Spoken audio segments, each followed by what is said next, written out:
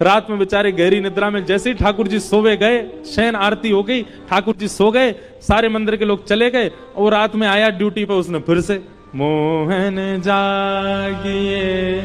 और वो तो जिसको गाने की लत होती है ना, वो कुछ ना कुछ गुनगुनाता ही रहता है। ठाकुर जी बोले कहाँ करूं, या कोई आने तो आकर के मेरी सबरी निद्रा भंग कर दी है। 1 दिन 2 दिन 3 दिन हो गए, ठाकुर जी नहीं सोए।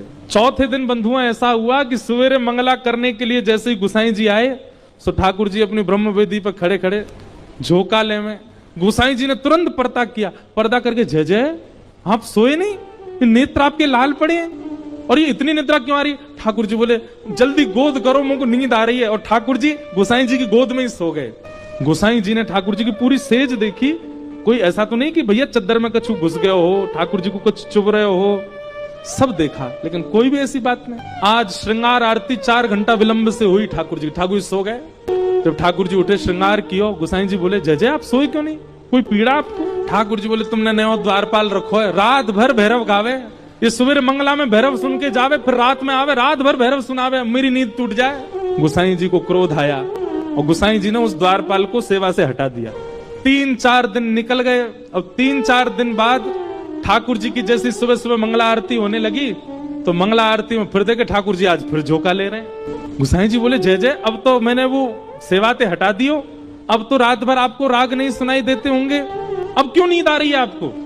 ठाकुर जी बोले अब राग बदल गए, अब हमको भैरव सुन के नींद आती है।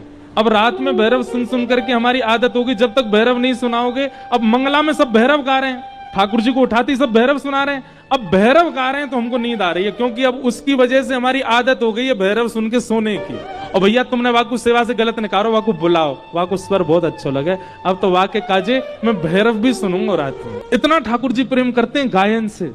अपनी निद्रा और अपनी सुसुप्ति, अपनी जागृति, अपना भोग सब परिवर्तित कर देते हैं ठाकुर जी किसी के स्वर पर। एक बात लिख लीजिएगा, हमारे ब्रज में नियम है कि ठाकुर जी गा के उठते हैं, गा के सोते हैं, गा के खाते हैं, बिना गाए कुछ नहीं होता।